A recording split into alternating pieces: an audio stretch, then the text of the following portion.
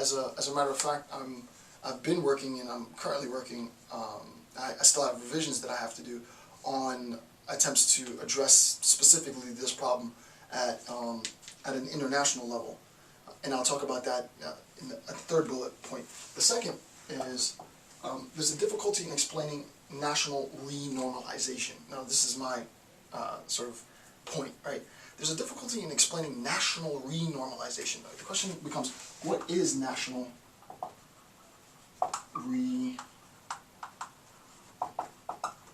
what does national renormalization look like? Well, theoretically, it's just out there, I'll get into this in more detail later, national renormalization would be in times of surplus, economic surplus, it's immediate that the state adapts to an economic surplus, right? So, if you think in like the Clinton era, when we have an economic surplus, the state quickly adapts to having extra money. Just like in the example where I said, well, I go to your house and I give you $1 million, you adapt quickly to getting $1 million. However, I said if I go to your house as the IRS and I take money from you, it's a lot harder for you to accept that loss. You look back to times before the IRS came. On a national level, economic surplus is we adapt easily to economic surplus. It is very difficult conceptually for the nation to adapt to huge deficits. Right? It's very, very difficult for the nation to adapt to huge deficits. However, and in addition to that actually, it's not only the case that nations have problems adapting to economic deficiencies, right? So imagine that there was a time t when we were at a normal status quo level. We find ourselves in a deficit of X, right? What we've seen in the quote before, right, in respect to this idea of national renormalization, it is probably the case, right, if the theory is correct, it is probably the case that the nation will disregard attempts to decrease the deficit by a relatively small proportion with respect to its current state of affairs, right? So this would be a decrease, despite the fact that we're moving up, this would be a decrease in the national debt, right? It'll be less likely that I'll make this decision in an attempt to attain my previous status quo, right? So it's like, unless I can get back to where I was in the 1990s, then why would I want to reduce the deficit, $2 trillion, right? If I reduce it $2 trillion, I'm still $5 trillion in the hole. That's the idea, right? So with respect to, I'll let the phone finish ringing.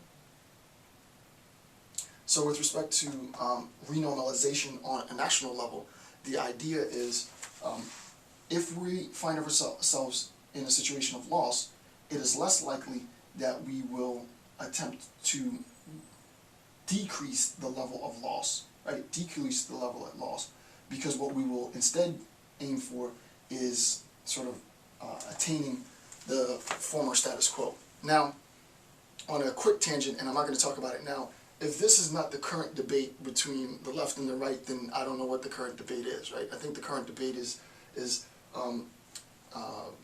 overwhelmingly one party is attempting to return to a former state, and overwhelmingly the other party is attempting to decrease minimally the debt, and there are problems with both, right?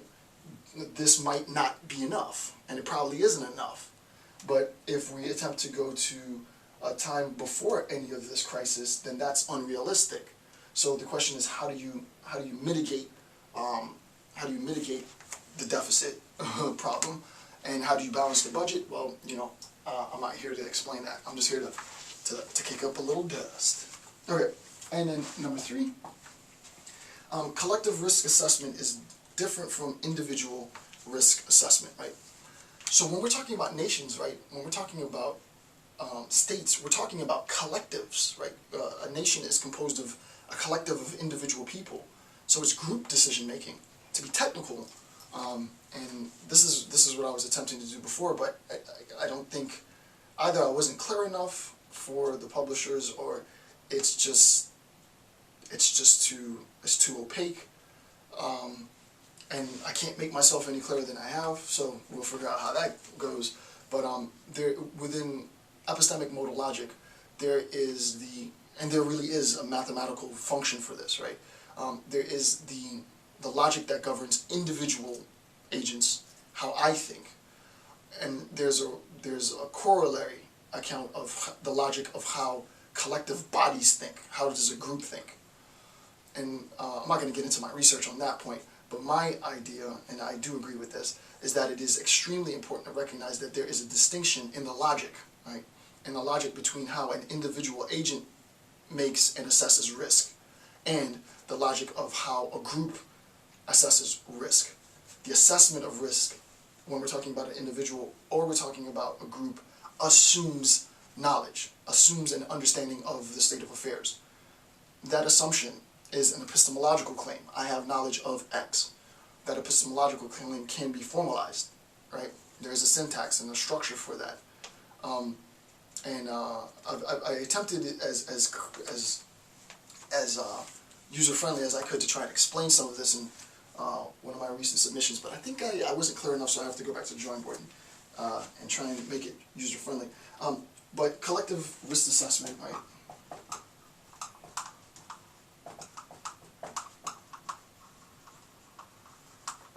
Is different from individual, right, risk assessment, right? They're not the same thing. Collective risk assessment and individual risk assessment are not the same thing.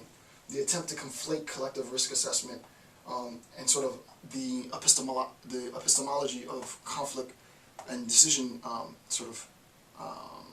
assessment would be to conflate the point, right? They're two completely different. They're really two completely different logics. Yes, they are within epistemic, but they're not interchangeable, right? They're not, to an extent, they're not interchangeable, especially when it comes to risk assessment of the nation. Okay, so there are going to be, understandably, some problems with the attempt to apply prospect theory to the nation-state, international level. However, you can still do that, right? So we've limited and we've acknowledged some of the difficulties that we might run into, that we probably will run into. And the next thing to do now is to try and actually make the application of prospect theory to the international level. Right? So let's see what that looks like. All right, so this is state level implications.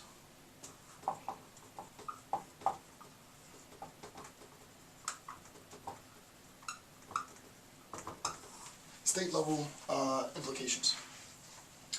The first point, states attempt to preserve the status quo, right? And I have a video on political obstructionism. Click that video, go watch it if you want. All right, what does this mean? Again, I don't have the time. I'm not going to get into it now because it's another lecture, which I've already done. So basically, the status quo is what is currently the norm, right? The governing norm of the government, right? So the government now, the governing norm is we're going to attempt to be fiscally conservative with respect to our spending. We're going to be maybe, I think the debate is up, it's in the air whether or not we're going to be liberal with respect to appropriations for education, right? That's definitely up for debate. But there's a certain norm, there's a standard now, and that standard becomes the status quo, right? So, as I said, I go into explicit detail on the status quo at the state level in another series called Political Obstructionism. You can't really understand obstructionism unless you understand what the status quo is. But I'm not going to go into a discussion on the status quo now because you can watch my other video. Again, bottom of page 14, click the link. It'll take you to the Political Obstructionism playlist. Just, watch the videos at your own time. All right, second. Sorry, I'm not going to talk about that. Number two. Second point is territorial defense. Now think about this, right? Territorial defense receives greater weight, all right? Territorial defense receives greater weight than territorial acquisition. Say that again. So here's an implication, right, of prospect theory to international relations. Territorial defense receives a greater weight, right, in assessment, in risk-taking, in decision-making at the national level and international level. Territorial defense receives greater weight than territorial acquisition, and this comes from Dennis Ross, risk aversion in Soviet decision-making for national security. Now, what does that mean? All right. Remember, well, first let me draw the territories. Imagine that we have two territories, Territory A and Territory B. We'll return to this later. And let's say Territory A is attempting to encroach, right? This is known as encroachment. E-N-C-R-O-A-C-H. Right? This is known as encroachment. So A is encroaching on B, which means that A is acquiring and B is defending. Right? So government A is attempting to encroach on government B, obviously with the prospect of making it all one bigger size A. Government B is attempting to defend against this encroachment, right? So in international war, obviously, one of the problems that you might face in international war, and you often face in international war, is one of encroachment, right? International war is going to happen the the government of Territory A attempt to encroach and assume Territory B. Now, with respect to prospect theory, it should be the case, and it is the case, that territorial defense, right, receives a greater weight than territorial acquisition. And the question is, well, why? How do we make sense of this? Now, let's look back to what we said with respect to individuals and risk aversion and risk seeking. Right? We said that people collectively are risk averse with respect to gains. We said that people are risk seeking with respect to loss, which means that if I have something to lose, I am willing to take a greater risk to preserve it. So the question is, who is risk seeking in the example of A and B?